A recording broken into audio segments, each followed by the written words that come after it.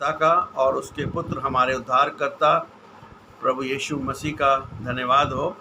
आज का जो मेरा टॉपिक है वो है प्रकाशित वाक्य की पुस्तक, उसका 16 अध्याय और उसका 3 पद, रेवलेशन चैप्टर 16 वर्स 3। और ये इस श्रृंखला का वीडियो नंबर 78 है। और यहाँ पे परमेश्वर के वचन में इस प्रकार से लिखा हुआ है कि दूसरे स्वर्गदूत ने जब अपना कटोरा समुद्र में उंडेल दिया तो समुद्र मरे हुए मनुष्यों के लहू के समान हो गया और उसमें का प्रत्येक जल जंतु मर गया। इसका जो हिस्टोरिकल फैक्ट वो ये है, यानी कि ऐतिहासिक जो तथ्य है कि मिस्र के प्लेग से तुलना यहाँ पर की गई है।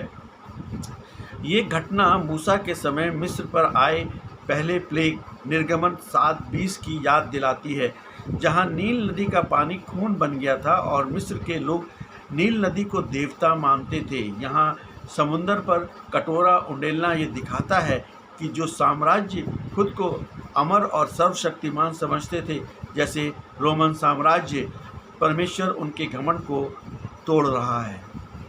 रोमन साम्राज्य का व्यापारिक पतन हो रहा था और उस दौर में समुंदर रोमन साम्राज्य की रीढ़ की हड्डी था। पूरे साम्राज्य का व्यापार, सेना की ताकत और भोजन की आपूर्ति इसी समुंदर से होती थी।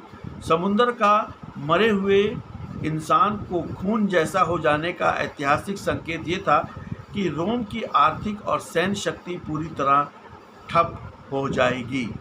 समुद्री युद्ध और रक्तपात। इतिहासकार इस आयत को बड़े पैमाने पर नौसैनिक युद्धों यानी कि नेवल बैटल्स में देखते हैं कि जब समुद्र में भयंकर युद्ध होते हैं तो अनगिनत लाशें और खून पानी को दूषित कर देते हैं, जिससे पूरा पानी सड़ जाता है और हर जीव मर जाता है।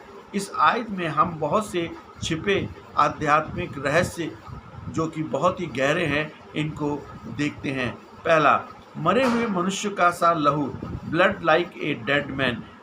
बहता हुआ खून जीवन का प्रतीक होता है, लेकिन एक मरे हुए इंसान का खून जम जाता है, काला पड़ जाता है और उसमें बदबू आने लगती है और वह पूरी तरह सड़ जाता है।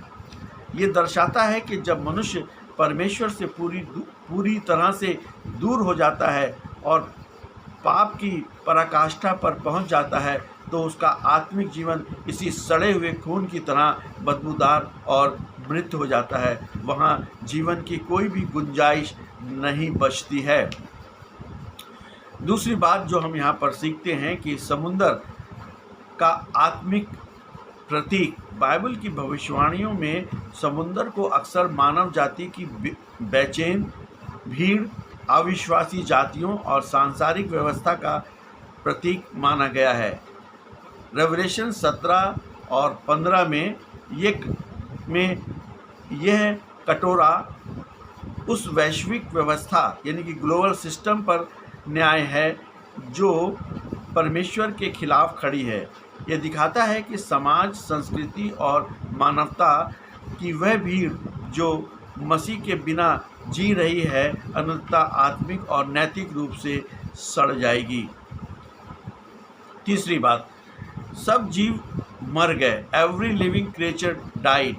समुद्र में जीवन का पूरी तरह समाप्त होना यह दिखाता है कि परमेश्वर का न्याय अधूरा नहीं है बल्कि पूर्ण होता है। जो लोग पाप के उस समुद्र या सांसारिक व्यवस्था का हिस्सा बने रहेंगे वे आत्मिक मृत्यु से बच नहीं पाएंगे। यहाँ परमेश्वर का एक न्यायपूर्ण और प्रेमपूर्ण संदेश भी दिया गया है। पाप का अंतिम परिणाम मृत्यु है। परमेश्वर लंबे समय तक धीरज धरते हैं, लेकिन जब न्याय का समय आता है तो पाप का परिणाम केवल और केवल विनाश होता है। सृष्टि पर इंसानी घमंड का अंत। आज मनुष्य अपनी अर्थव्यवस्था, विज्ञान और समुद्री व्यापार पर बहुत घमंड करता है।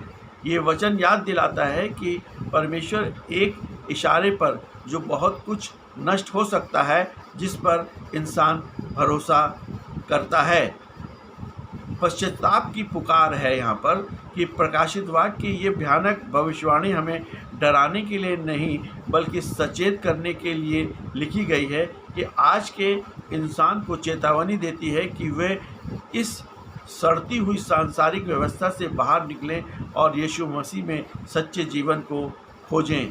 प्रकाशित वाक्य 16:3 परमेश्वर के उस अंतिम न्याय को दिखाता है जहां वह संसार के घमंड, उनके गलत तौर तरीके और पाप को पूरी तरह समाप्त कर देंगे ताकि एक नई और पवित्र सृष्टि का निर्माण हो सके। प्रभु यीशु मसीह पर विश्वास करें, प्रभु यीशु मसीह से अपने पापों को मान लें, प्रभु यीशु मसीह से अपने पापों का पश्चाताप करें और यीशु मसीह को उद्धारकर्ता के रूप में ग्रहण करें। यही मसीह जीवन है। आमीन।